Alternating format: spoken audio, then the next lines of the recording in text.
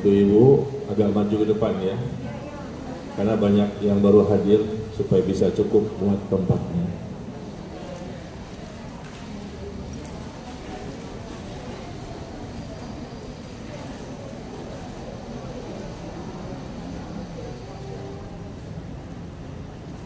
Assalamualaikum warahmatullahi wabarakatuh. Innal hamdalillah nahmaduhu wa nasta'inuhu wa nastaghfiruh wa na'udzu billahi min shururi anfusina wa min sayyiati a'malina. May yahdihillahu fala mudilla lahu wa may yudlil fala hadiya lahu. Asyhadu an la ilaha illallah wahdahu la syarika lah wa asyhadu anna Muhammadan abduhu wa rasuluh sallallahu alaihi wa ala alihi wa sallam. Ya ayyuhalladzina amanu taqullaha haqqa tuqatih wa la tamutunna illa wa antum muslimun, amma ba'd.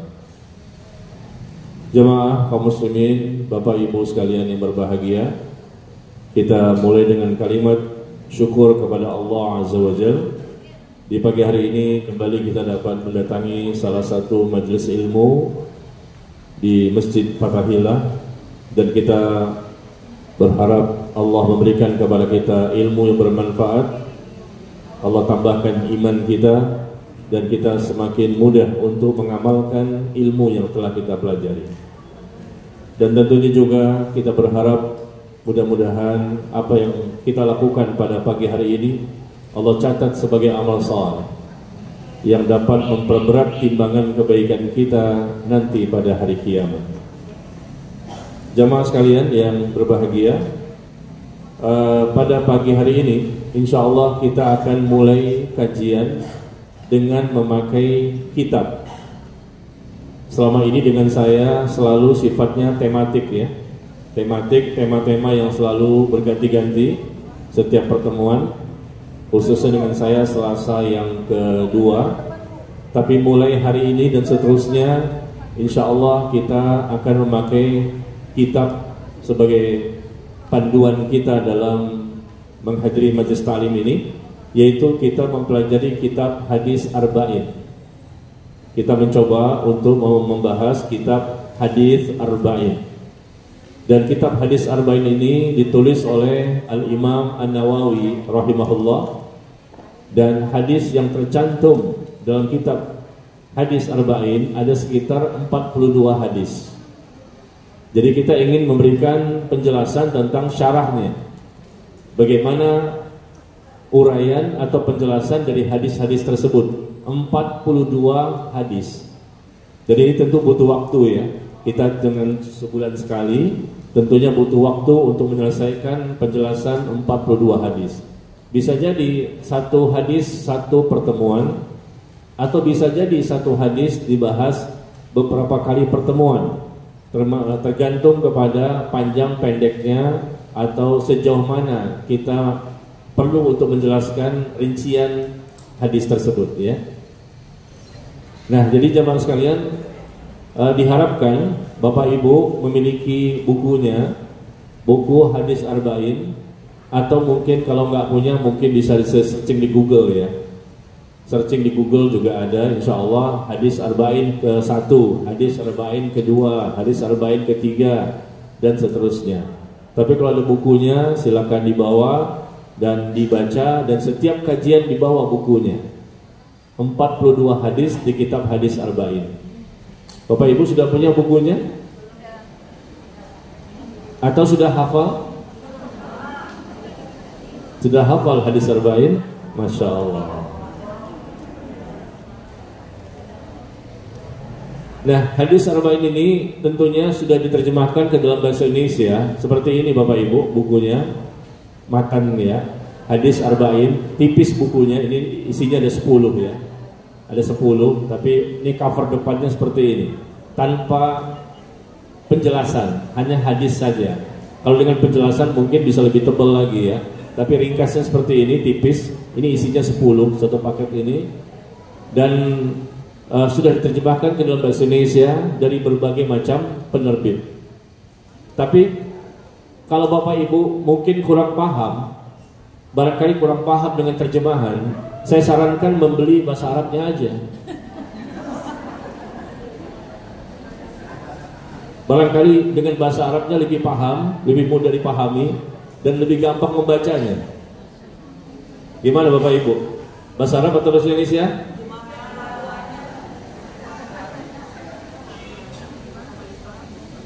Sudah bisa dimulai kajian kita? Masih apa itu? Antri ya? Penulisan.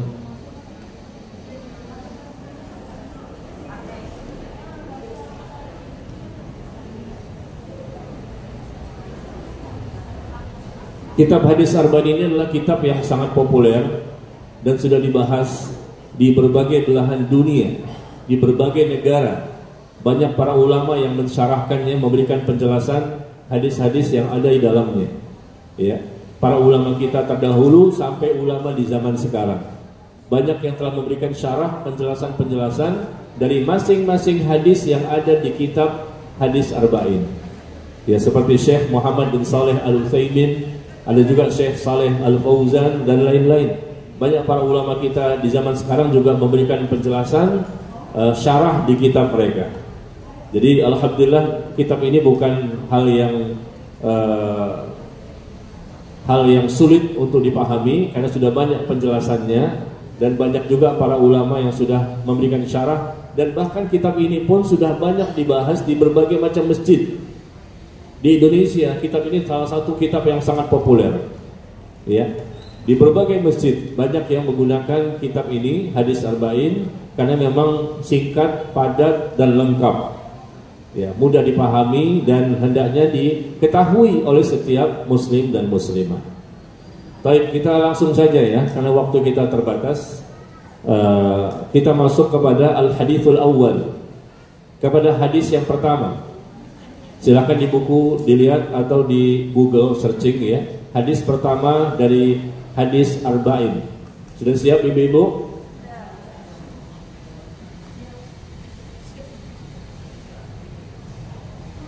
Al-Hadithul Awwal, hadis yang pertama, An Amirul Mu'minin Abi Hafs Umar bin Al-Khattab radhiyallahu taala anhu qala. Ya, kita baca. Hadis ini dari Amirul Mukminin. Amirul Mukminin yaitu Umar bin Al-Khattab yang disebut dengan laqabnya Abu Hafs. Disebut dengan Amirul Mukminin, istilah ini baru ada di zaman Umar sebagai khalifah yang kedua. Beliau diangkat sebagai khalifah menggantikan Abu Bakar As-Siddiq radhiyallahu taala anhu, dan beliau mendapatkan panggilan khusus dengan Amirul Mukminin, pemimpin orang-orang beriman. Ya. Makanya disebutkan di sini dari Amirul Mukminin yaitu Abu Hafs Umar bin Al-Khattab radhiyallahu taala anhu. Beliau seorang sahabat mulia, sahabat yang sangat dekat dengan Rasulullah sallallahu alaihi wasallam, dan beliau masuk Islam ketika awal-awal dakwah Islam di kota Mekah. Yang mana memang di awalnya beliau menentang dakwah Rasulullah, bahkan ingin membunuh Rasulullah.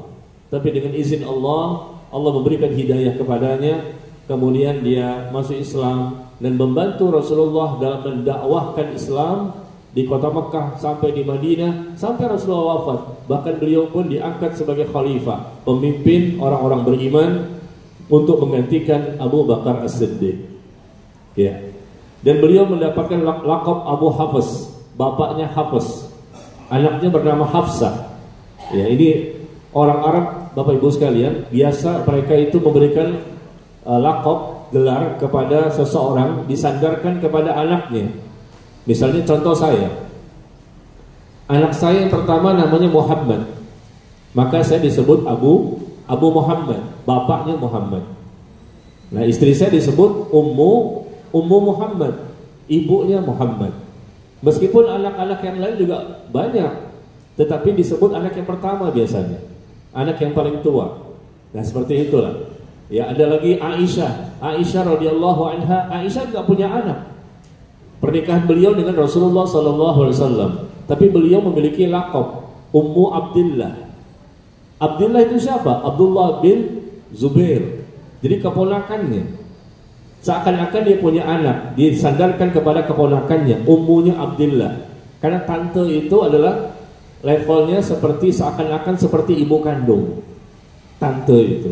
Kalau dia pun nggak punya anak, bisa disandarkan kepada keponakannya, Ummu Abdillah. Ya seperti itu ya. Jadi ibu-ibu, bapak juga bisa. Kadang-kadang orang tidak tahu namanya, tapi orang tahu lakopnya. Dia abu siapa, ummu siapa. Itu yang lebih dikenal di kalangan bangsa Arab. Ya.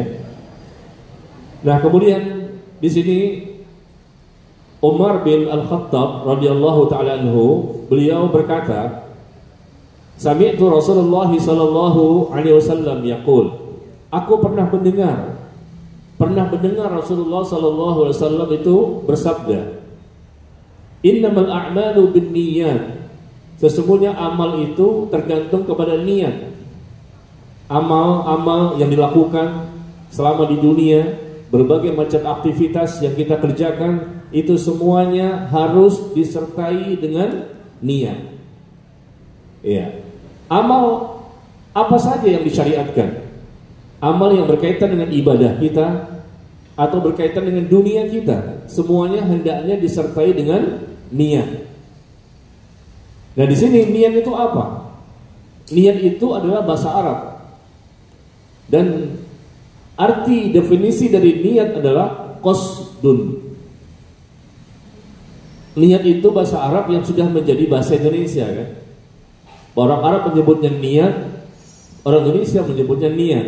Tapi sebetulnya niat itu bahasa Arab yang artinya qasdun, artinya tujuan, maksud atau keinginan. Itu arti niat. Tujuan, maksud atau keinginan. Makanya setiap amal itu harus disertai dengan niat. Adanya tujuan, maksud dan keinginan yang benar. Yang ditujukan kepada siapa? Ya tentunya kepada Allah Tabaraka wa Ta'ala. Karena niat itu adanya di hati. Tempatnya niat itu di hati. Sepakat semua para ulama. Bukan di lisan. Tapi niat itu adanya di hati. Di hati kita punya keinginan. Di hati kita punya tujuan. Di hati kita punya maksud. Dan Allah sudah mengetahui apa isi hati kita, apa keinginan kita, apa tujuan kita, Allah mengetahui. Dan tidak butuh kita untuk mengucapkannya dengan lisan kita. Karena Allah bukan manusia. Allah itu zat yang maha mengetahui zahir dan batin. Wallahu alimun bidzatis sudur. Allah maha mengetahui apa yang ada di hati seseorang. Meskipun orang lain tidak tahu yang berada di hadapan kita, tapi Allah tahu. Tidak bisa kita menyembunyikan isi hati kita. Kita memikirkan sesuatu di hati kita. Kita punya keinginan, punya tujuan, punya maksud. Ya, bisikan-bisikan hati, keinginan-keinginan hati, itulah niat yang ada di hati seseorang. Atau mungkin niatnya ternyata dia pengen riya, pengen sum'ah, pengen ujub, ingin sombong, atau betul-betul dia ikhlas. Semuanya ada di hati, Allah mengetahuinya. Maka di sini Rasul mengatakan innamal a'malu binniyat, sesungguhnya amal-amal itu harus disertai dengan niat. Niat yaitu adanya keinginan yang ditujukan semata-mata untuk Allah Tabaraka wa Ta'ala dalam segala macam ucapan dan perbuatan kita selama di dunia. Karena Allah memerintahkan demikian, qul inna salati wa nusuki wa mahyaya wa mamati lillahi rabbil alamin. Katakanlah sesungguhnya salatku, ibadahku, hidupku dan matiku untuk Allah, karena Allah dan demi Allah, bukan untuk orang lain. Semua niat kita termasuk kita datang ke masjid ini, ke tempat ini. Apa niat kita? Karena Allah. Bukan karena teman, bukan karena panitia, bukan karena suami atau istri dan lain-lain. Betul-betul karena Allah dalam melakukan berbagai macam aktivitas. Di rumah, di masjid, di kantor, di masyarakat, di kajian-kajian, semuanya harus karena Allah. Supaya nanti kita mendapatkan ganjaran. Makanya di hadis berikutnya Rasul mengatakan, wa inna malikul imri'in ma nawa. Dan sesungguhnya setiap orang itu akan mendapatkan sesuai dengan apa yang telah dia niatkan. Amal itu tergantung kepada niat, dan setiap orang akan mendapatkan ganjaran, pahala, atau hukuman, siksaan, sesuai dengan apa yang dia niatkan. Kalau dia niatkan karena Allah, dapatlah dia pahala, ganjaran, ya, kebaikan dari Allah Tabaraka wa Ta'ala. Tetapi kalau dia seandainya meniatkan bukan karena Allah, maka dia mendapatkan hukuman, siksaan, atau azab. Na'udzubillah. Ini kalimat yang perlu kita ingat sampai mati. Amal itu harus disertai dengan niat, dan amal pun diterima oleh Allah tergantung kepada niatnya seseorang. Dan setiap orang akan mendapatkan, ya, ganjaran atau mungkin hukuman dari Allah tergantung kepada apa yang dia niatkan di mana, di hatinya. Banyak orang yang tahu masalah ini. Kaum muslimin mungkin rata-rata tahu bahwa niat itu adanya di hati, bukan di lisan. Tapi kenapa banyak orang yang mengucapkan kembali niat yang ada di hati dengan ucapan lisan? Padahal niatnya kepada siapa? Kepada Allah, kan? Dan Allah sudah tahu isi hati seseorang. Kenapa diucapkan lagi dengan lisan? Apakah Rasulullah pernah mencontohkan? Apakah Rasulullah pernah mempraktekkan? Apakah Rasulullah pernah mengajarkan? Niat yang ada di hati perlu kita ucapkan kembali dengan lisan kita. Kita tidak dapatkan seperti itu, jamaah sekalian. Ya, jadi niat itu ada di hati.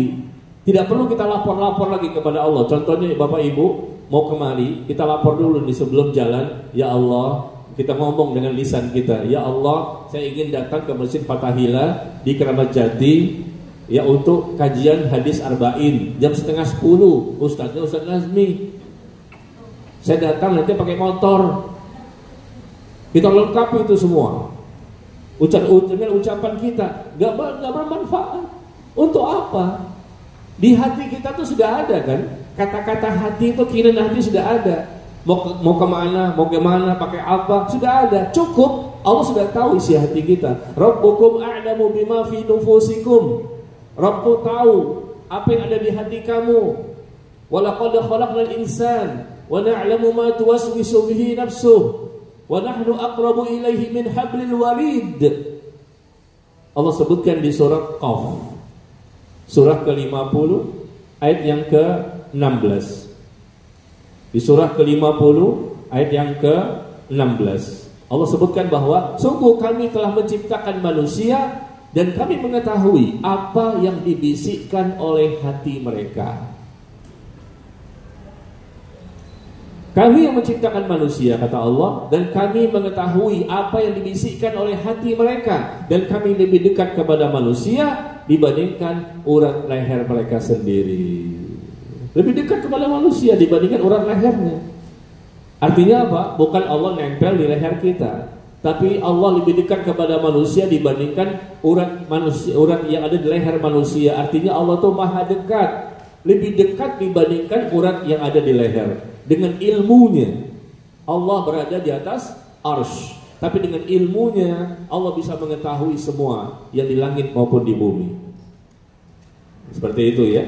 Ini kita ulang-ulang terus karena masih ada kaum muslimin yang suka mengucapkan kembali isi hatinya, niatnya, keinginannya. Dia laporkan kembali kepada Allah. Seakan-akan kalau saya nggak ngomong, Allah nggak tahu nih. Allah perlu dikasih tahu. Saya sholat ini karena Allah, saya puasa karena Allah, saya haji karena Allah, saya datang kemari karena Allah. Allah tahu semua kamu ngapain. Sembunyi-sembunyi, terang-terangan Allah tahu. Ikhlas atau riya Allah tahu. Niat itu di hati. Tidak perlu kita ucapkan dengan lisan. Apalagi memang Rasulullah dan para sahabatnya tidak pernah mencontohkan, tidak pernah mengajarkan. Dan seseorang itu mendapatkan balasan sesuai dengan apa yang telah dia niatkan di hatinya. Ini sebagai muqaddimah, ya, dari hadis ini yang mesti kita pahami dan kita amalkan. Ya, jangan kita ikut-ikutan dalam agama ini tanpa dalil, ikut-ikutan orang lain tanpa mengetahui bagaimana contoh Rasulullah dan para sahabatnya. Ya, dan ternyata Rasulullah dan para sahabat mereka memiliki niat dan itu di hati dan tidak disampaikan dengan lisannya untuk diberitahukan kepada Allah. Ya, karena Allah sudah mengetahui semua apapun yang ada di hati kita. Dan di hadis yang lain Nabi SAW bersabda, Innallaha la yanzuru ila suwarikum wa amwalikum walakinnallaha yanzuru ila qulubikum wa a'malikum. Sesungguhnya kata Nabi SAW, Allah itu tidak melihat kepada rupa dan hartamu. Allah tidak melihat kepada rupamu dan hartamu, tetapi yang Allah lihat pada dirimu adalah hatimu dan amalmu. Hati dulu yang Allah lihat, baru amal yang kita lakukan. Kalau hatinya ternyata tidak ikhlas, bukan ditujukan untuk Allah, maka amal pun tidak bermanfaat dan dia berdosa besar. Atau mungkin hatinya ikhlas, tapi amalnya salah. Amalnya ternyata amal yang tidak pernah diajarkan oleh Rasulullah dan para sahabat.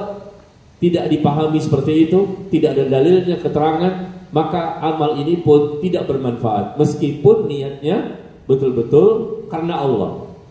Jadi ada dua syarat untuk diterimanya amal. Dua syarat diterimanya amal yang kita lakukan sepanjang hidup sampai mati, yaitu pertama, ikhlaskan niat kita, dan ikhlas itu adalah niat, dan niat itu ada di hati. Yang kedua amal kita. Amal kita harus benar, amal kita harus sesuai dengan Al-Quran dan Sunnah. Amal itu harus sesuai dengan tuntunan dan contoh apa yang diamalkan, dipraktekkan, didakwahkan oleh Nabi kita yang mulia, Nabi Muhammad Sallallahu Alaihi Wasallam dan para sahabatnya. Dua syarat ini ya. Amal apa saja kita lakukan selama hidup di dunia, jangan lupa dua syarat harus ada. Ikhlaskan niat ada di hati. Yang kedua, amal itu harus sesuai dengan sunnah. Ya, amal itu harus sesuai dengan syariat. Amal itu harus ada dalilnya, keterangannya, ayatnya, hadisnya, dan dipahami dengan benar. Ya, tentunya contoh yang memahami dengan benar adalah Rasulullah dan para sahabatnya. Ya, demikian. Jadi inilah yang disampaikan oleh Nabi SAW untuk kita pahami dan kita miliki setiap saat. Niatnya karena Allah, termasuk datang ke tempat ini. Kalau kita datang ke tempat ini ternyata niatnya bukan karena Allah, ancamannya berat. Kata Nabi SAW dalam hadis yang dikeluarkan oleh Imam Abu Daud, Ibnu Majah, Ibnu Hibban dan Al-Hakim, Nabi SAW mengatakan, "Man ta'allama ilman mimma yubtagha bihi wajhullahi azza wajalla." Barang siapa mendatangi majlis ilmu, barang siapa menuntut ilmu yang seharusnya ditujukan niatnya betul-betul karena Allah semata, datang seperti ini, ditujukan untuk Allah, karena Allah dia datang kemari, bukan karena orang lain. Tetapi ternyata dia tujukan niatnya untuk orang lain, untuk dunia. Apa yang terjadi? Untuk meraih dunia yang sebentar, sedikit, tidak lama dan pasti ditinggalkan. Itu ternyata tujuan datang ke majlis ilmu ketika menuntut ilmu. Maka kata Nabi sallallahu alaihi wasallam, lam yarih raihatal jannah, yakni rihaha yaumil qiyamah. Orang tersebut tidak akan mencium aroma wanginya surga. Wanginya surga, Pak, enggak bisa dia merasakan wanginya tersebut. Jangankan masuk surga, wanginya saja tidak bisa dia merasakan aromanya yang luar biasa. Karena untuk masuk surga, sebelum masuk surga, Rasul mengatakan ada wanginya yang bisa tercium. Dan ini membutuhkan perjalanan 40 tahun perjalanan. Jauh sebelum masuk surga sudah tercium wanginya, aromanya, sejauh 40 tahun perjalanan. Nah, orang yang datang ke majelis ilmu ternyata tujuannya bukan karena Allah, tujuan datang kemari untuk tujuan-tujuan yang lain selain Allah. Maka jangankan masuk surga, dia tidak bisa mencium aroma wanginya surga nanti pada hari kiamat. Berat kan ini ancamannya, berat ini hukumannya. Tidak masuk surga, bahkan tidak bisa mencium aroma surga gara-gara niat. Hafal Quran 30 juz, pakai jilbab, jenggotnya bahkan sepuser, panjang banget sampai sepuser, sampai keberatan. Jalan juga susah, keberatan jenggot barangkali. betul-betul mengikuti sunnah, celananya juga nggak isbal. Dari casingnya, oh kayak wali murid, wali santri, wali. Ternyata niatnya bukan karena Allah. Casingnya doang, penampilannya, ilmunya, dia tampakkan ilmunya, hartanya, kecantikannya. Nah, kena itu semua itu. Pamer-pamer kecantikan di sosial media dengan gaya-gayanya, selfie-selfienya, atau pamer kecantikan di masyarakat. Pamer tasnya, tas Hermes, kremes. Ibu-ibu kan rata-rata di sini tasnya Christian Dior atau Hermes atau Gucci. Betul nggak, Bu? Mahal, Pak, tasnya 1M itu. Tasnya doang 1M. Apa? Ember. Hati-hati, masalah niat ini masalah yang berat. Kalau sudah niat dan selesai beres, betul-betul karena Allah, baru Allah melihat kepada amal. Amalnya benar atau tidak sesuai sunnah. Ya, ini kehidupan kita. Kita sholat, Allah lihat niat kita. Kita datang ke majelis ilmu, Allah lihat niat kita. Kita berhaji umrah, jangan pamer-pamer lah. Haji umrah, fotonya, videonya, kirim sana, kirim sini, di padang Arafah, di depan Ka'bah, ngapain?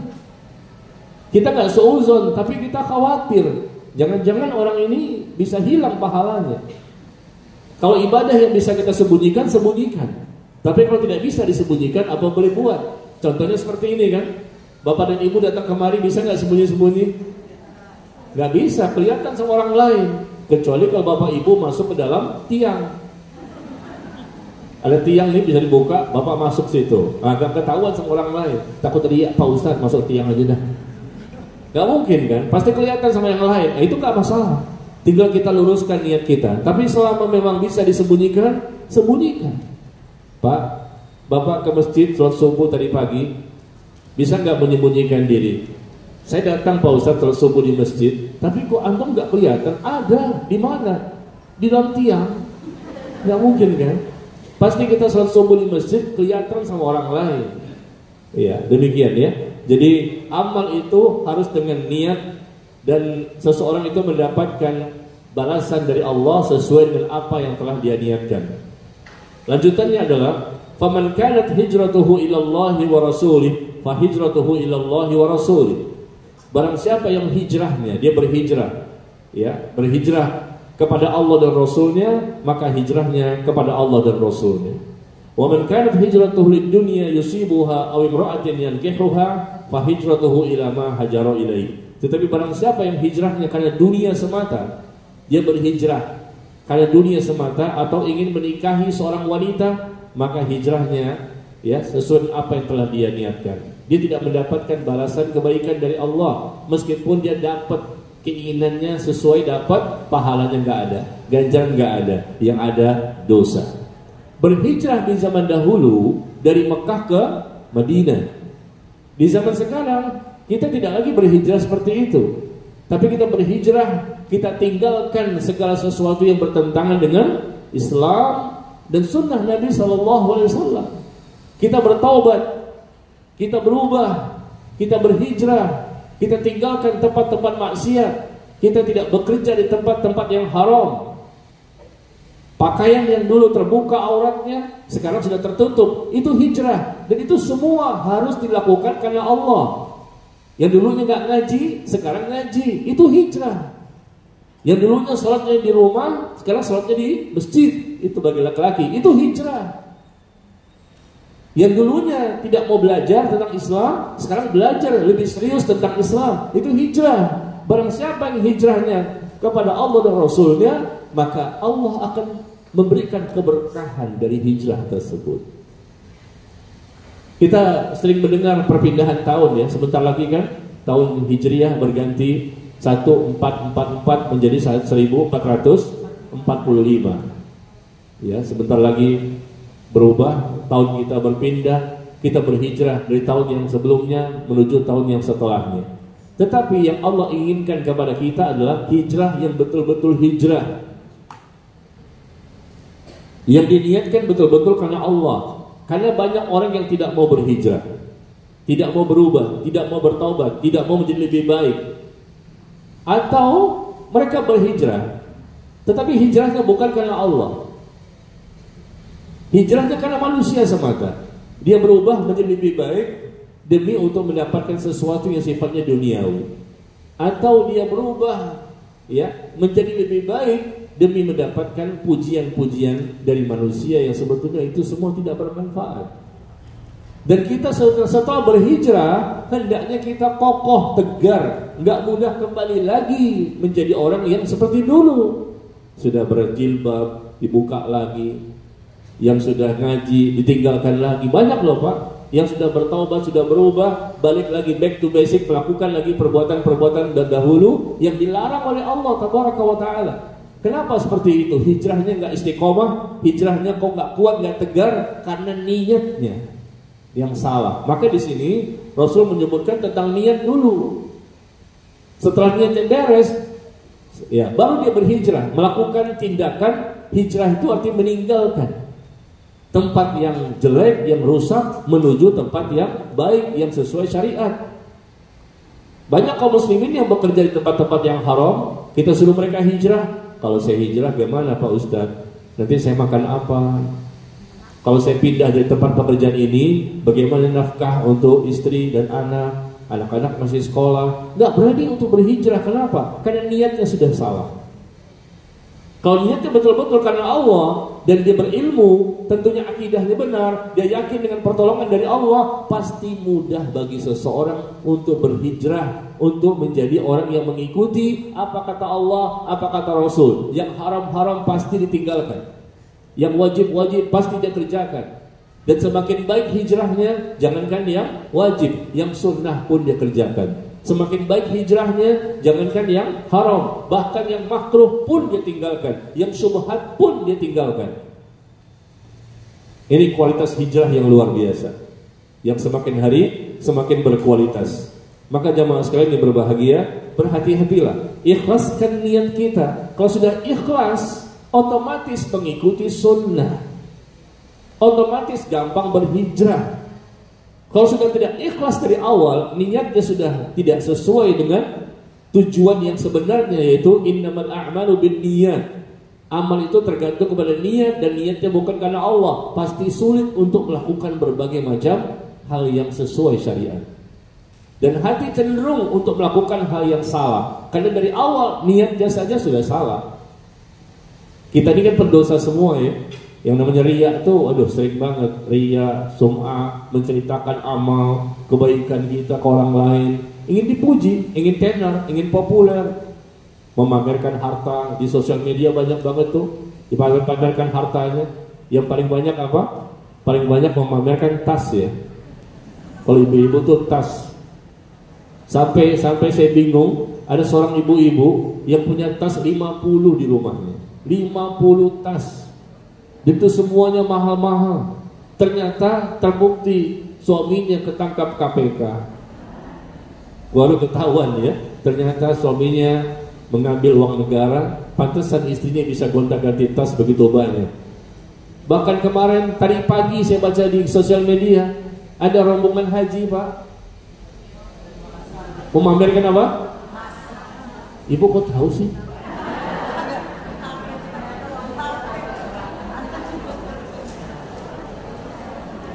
Ibu kok tahu beritanya? Ada wanita yang memamerkan emas di tangannya, kalungnya, wah di kepalanya emas semua. Ini pergi haji untuk apa ini? Dan saya rasa ibu-ibu di sini nggak tahu beritanya. Ternyata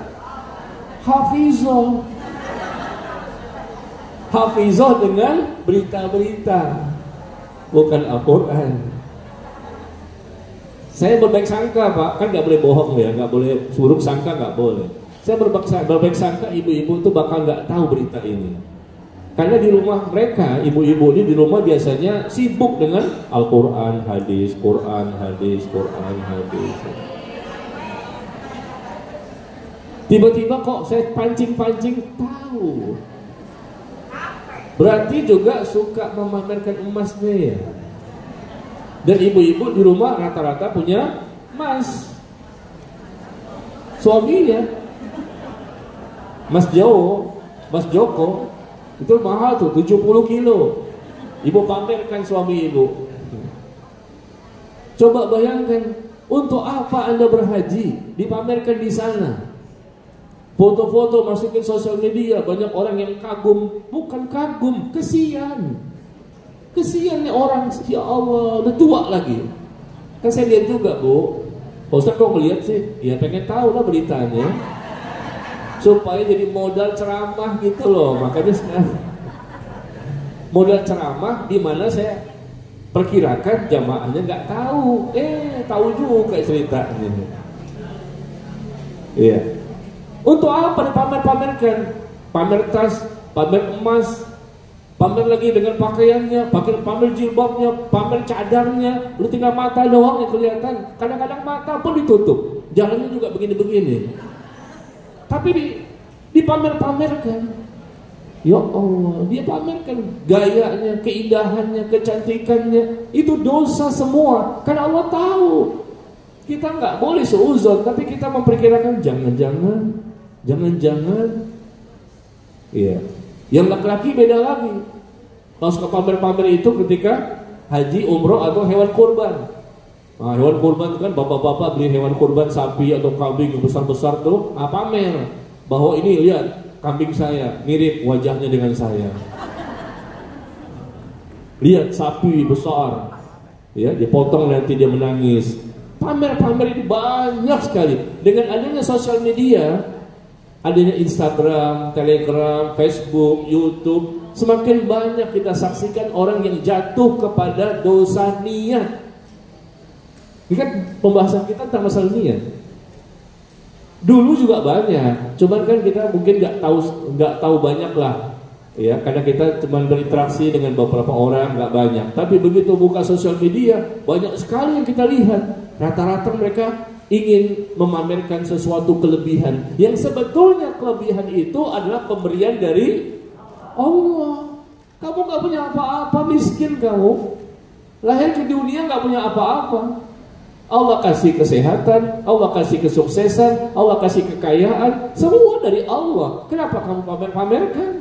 Bukannya disyukuri. Seharusnya bersyukur kepada Allah, bukan dipamer-pamerkan atau menceritakan kelebihannya. Ujub, bangga dengan amalnya, dipamerkan ilmu, memamerkan ibadah, memamerkan harta, memamerkan apa lagi? Barangkali berbangga-bangga dengan nasabnya. Saya keturunan Nabi yang ke-29. Dipamerkan nasabnya. Benar gak itu nasabnya? Belum tentu benar. Saya keturunan Rasulullah, cium tangan saya, 1, 2, 3, bahkan cium kaki saya. Apa ini? Dengan andai kata itu benar saja, Anda keturunan Nabi, andai kata benar, itu tidak dijaminan Anda masuk surga kalau Anda tidak beriman dan bertakwa. Kalau akidah Anda rusak, ibadah Anda salah, akhlak Anda tercela, bagaimana bisa masuk surga? Apalagi seperti itu kan. Jadi itu bukan modal kita. Modal kita adalah iman dan takwa. Ikhlaskan niat, amal kita sesuai sunnah. Kalau sudah salah dalam niatnya, maka jangan harap akan mendapatkan keselamatan dari Allah Tabaraka wa Ta'ala. Allah berfirman dalam Al-Quran. Coba lihat, Allah menjelaskan kepada kita tentang masalah niat yang harus benar betul-betul karena Allah. Man kana yuridul hayatad dunya wa zinataha nuwaffi ilaihim a'malahum fiha wa hum fiha la yubkhasun ulaika alladhina laysa lahum fil akhirati illa an-nar wa habita ma sana'u fiha wa batilum ma kanu ya'malun. Di surah Hud ayat 15 dan 16 ya. Surat Hud surat 11 ayat 15 dan 16. Ini berkaitan dengan niat. Barang siapa yang menghendaki kehidupan dunia dan perhiasannya, man kana yuridul hayatad dunya wa zinataha. Barang siapa menghendaki kehidupan dunia dan perhiasannya, itulah niat dia. Dalam beraktivitas, dalam beribadah, dalam beramal soleh, semata-mata inginnya dunia dan perhiasannya, dunia dan perhiasannya, bukan karena Allah. Apa yang terjadi? Kata Allah, nuwaffi ilaihim a'malahum fiha wa hum fiha la yubkhasun. Maka kami berikan. Terkadang Allah berikan itu kepada orang-orang yang Allah kehendaki. Kami penuhi apa yang Dia niatkan, dan mereka tidak akan dirugikan sedikit pun. Di dunia mereka akan mendapatkan sesuai dengan apa yang Dia niatkan. Niatnya untuk semata-mata mendapatkan uang, tenaran, dipuji, mendapatkan seorang wanita yang ingin dia nikahi, atau laris perdagangannya. Betul-betul niat itu saja. Ya Allah kasih, Allah penuhi untuk dunianya. Tetapi apa terjadi untuk akhirat? Di ayat 11-nya Allah menyebutkan, ulaikal ladzina laisa lahum fil akhirati ilan nar wa habita ma sana'u fiha wa batilum ma kanu ya'malun. Mereka lah orang-orang yang tidak mendapatkan bagian sedikit pun nanti di akhirat kecuali siksa api neraka. Sia-sia apa yang telah mereka lakukan di dunia. Terhapus apapun yang telah mereka kerjakan. Capek letih lelahnya selama di dunia tidak dihargai oleh Allah. Nanti di akhirat mereka hanya mendapatkan siksa api neraka. Kenapa? Niatnya yang salah. Bukan karena Allah. Berat ini. Amal yang paling berat dalam Islam adalah meluruskan niat agar senantiasa istiqomah dalam keikhlasan. Salat 5 waktu gampang, haji umroh gampang, datang seperti ini untuk ilmu gampang. Amal soleh apapun lebih gampang untuk kita kerjakan, tapi yang sulit adalah senantiasa meluruskan niat agar ikhlas karena Allah semata. Untuk istiqomah meluruskan niat agar ikhlas itu sulit. Para ulama saja mengatakan sulit, apalagi kita. Karena kenapa Bu, Bapak? Perubahannya per detik. 1 detik yang lalu kita ikhlas, 1 detik kemudian udah ria. Perubahannya per detik, betis, beda-beda tipis. 1 detik yang lalu kita ikhlas, 1 detik kemudian udah sombong, 1 detik kemudian udah ujub. Langsung kita mengerjakan sum'ah, ingin memperdengarkan amal kita. Setelah beramal soleh, melakukan ibadah-ibadah yang mengeluarkan begitu banyak harta, lalu kita jelaskan kepada manusia. Untuk apa? Yang paling banyak terjadi di manusia, riya, ujub, sombong, pamer, ingin dipuji, ingin terkenal, biasanya kalau berkaitan dengan duit. Ibadah juga gitu. Ibadah yang pakai duit apa? Haji, umroh, kurban. Itu pakai duit kan? Nah, karena pakai duit ibadah ini, maka banyaklah orang memamerkan di situ ibadah yang dia lakukan.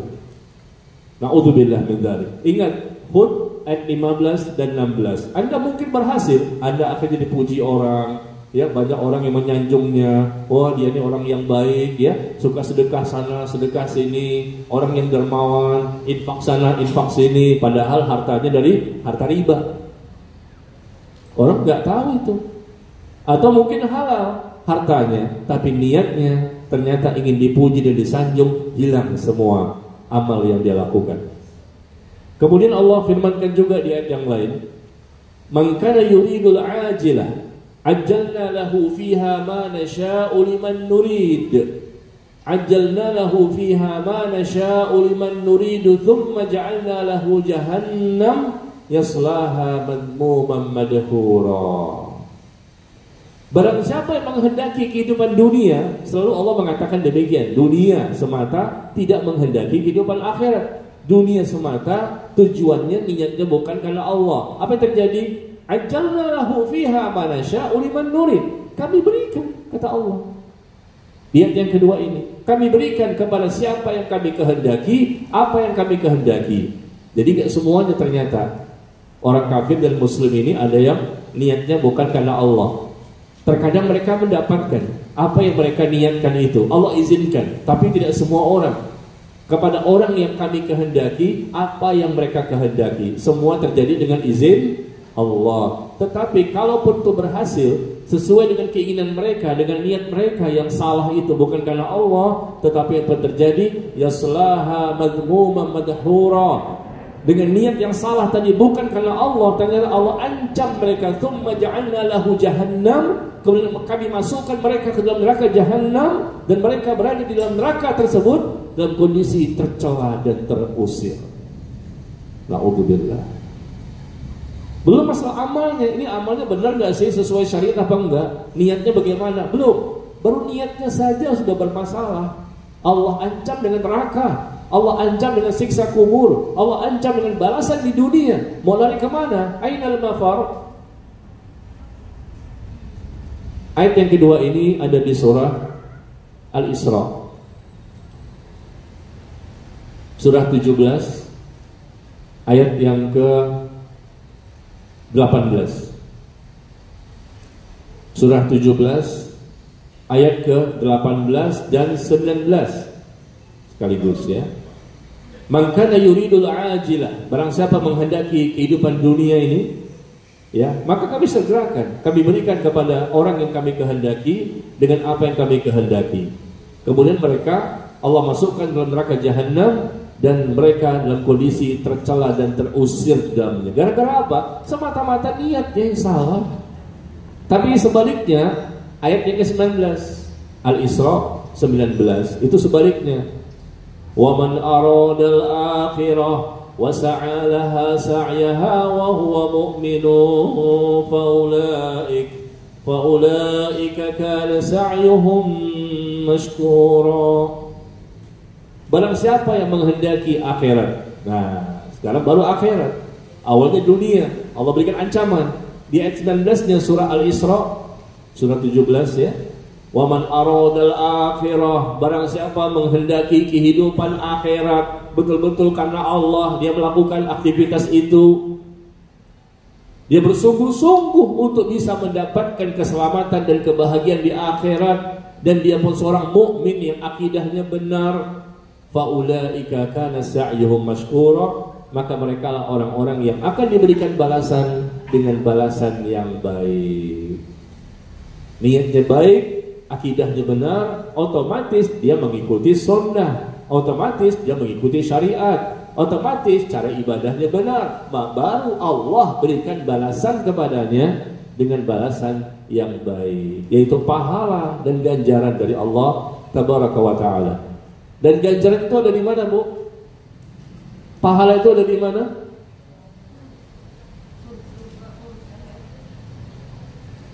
Ada orang gak sih? Kan Allah katakan barang siapa menginginkan akhirat, betul-betul tujuannya karena Allah, dia sungguh-sungguh untuk bisa mendapatkannya itu, dan dia pun seorang mukmin, maka kami berikan kepadanya balasan yang baik. Balasan di mana?